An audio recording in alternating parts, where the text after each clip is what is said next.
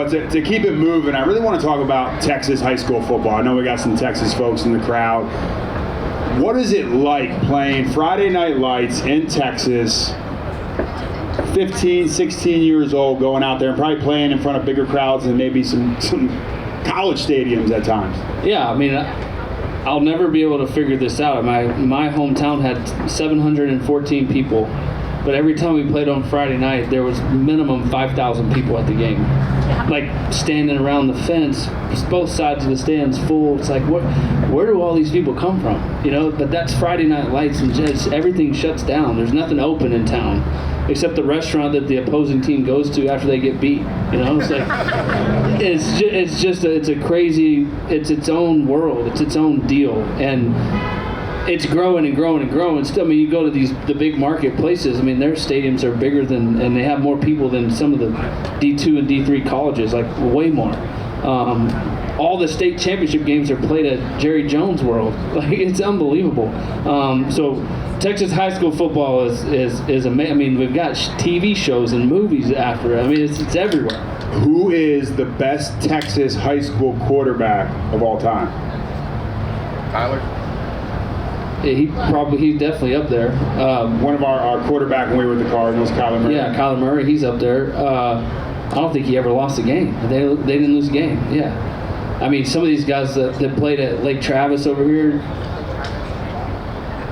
Johnny Manziel, they were. What do you think? Jay always get. Who do you think, Jay? I mean, high school, I don't know who all. Garrett Gilbert came to you. He never lost a game in high school. He won like 4 state championships. I played high school at Real State, Florida. I mean, all right, so who's the question? You've been a coach for a few years now, and we've all been in the league. Where do the best players come from?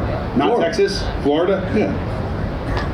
No Pennsylvania. Half the starting quarterbacks in the league are from Texas. Half the very few is from Florida. Yeah, half the Hall of Fame's from Pennsylvania. Half the Hall of Fame's from Pennsylvania. Yeah, that is true. That's Which side of Pennsylvania? Pittsburgh. I'm from the where I'm from. I know. Yeah. All right. Well, enough about. I think California's better than Florida in football. I don't know about California.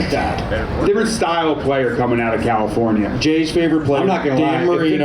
Dan Marino, Joe Montana, Johnny Unitas, all from Pittsburgh, and Jim Kelly. It's pretty good. Not gonna lie. If it was close between a player from the West Coast and the East Coast, I would always err on the East Coast. Grittier. Right? Yeah. That's true, though. You don't see sun, just like Colt said. Like, when you got this, it's sometimes hard.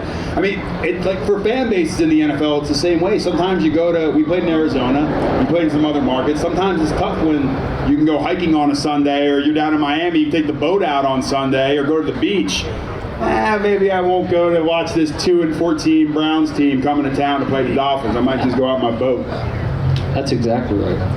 That's not like that here at UT, though. What was it like, local guy from Texas, getting to play for the Longhorns? I mean, I feel like you are a brand. You have your own networks. How was that experience? Yeah, it was incredible. I would say I was in a little bit different situation than, say, Quinn Ewers or Arch Manning. These guys that are the 5-star recruits, they can go anywhere in the country. Coach Brown gave me a flyer to come here, and nobody knew who I was. And I heard our draft our signing class, because I was barely rated. We'd like tanked when I signed. I'm like, guys, just let me carry my weight. I will, promise you.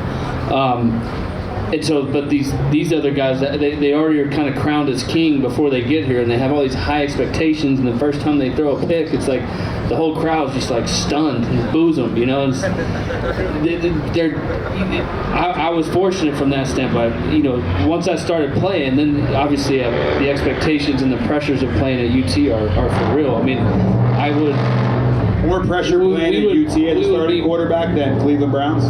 We would be playing, I don't know, like UTSA in a game, and after the game I'd come in the press conference and there'd be over 100 press people in there, cameras everywhere, asking about the games, asking hard questions like, why did you make that decision? That was a bad throw. What happened? You gotta learn how to handle all that. And we beat Tom Brady and the Patriots when I was in Cleveland my rookie year at home, and I go into the press conference and there's like 5 people in there.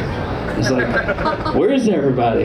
You know? So the market here is like playing for, I mean, it's not an NFL team. They can't beat any NFL teams, but from a market standpoint, it is like playing on an NFL team. Is the atmosphere at the stadium better than some of the NFL atmospheres you played in? Oh, it's better than all. All of them? Would you say college football, the atmosphere, and like Penn State's another one that's up Penn there? State's incredible. It's not even close. Yeah, I mean, a home whiteout game at Penn State is 10x anything I ever played in the I mean, NFL. there's like 115,000 people in there. 110,000 people. The most you play in front of is probably what? 100? Not even. I would say 80. 80. Yeah, Carrier Dome at Syracuse gets loud. What about Louisville, Jay? Let me tell a Colt McCoy story though. This guy's a laid back. He's not doesn't look very competitive. This is a very competitive dude. So my first year as a coach, we're going through RG3, Kirk Cousins, and Colt McCoy. They're the swinging door, right? Kirk Cousins has a job. He has a horrible first half against us. Who was it? St. Louis Cardinals, right? It was Tennessee. Tennessee Titans, yeah. And they throws a pick at the end of half, and at halftime I go into Kirk and I say, Kirk, we're going to switch to Colt McCoy for the second half. He's like, okay. I go to Colt, I say, Colt, you're starting the second half. Fuck yeah. Got his helmet and his mouthpiece. I go, take your helmet off. We don't start for another 10 minutes. That's the type of competitor he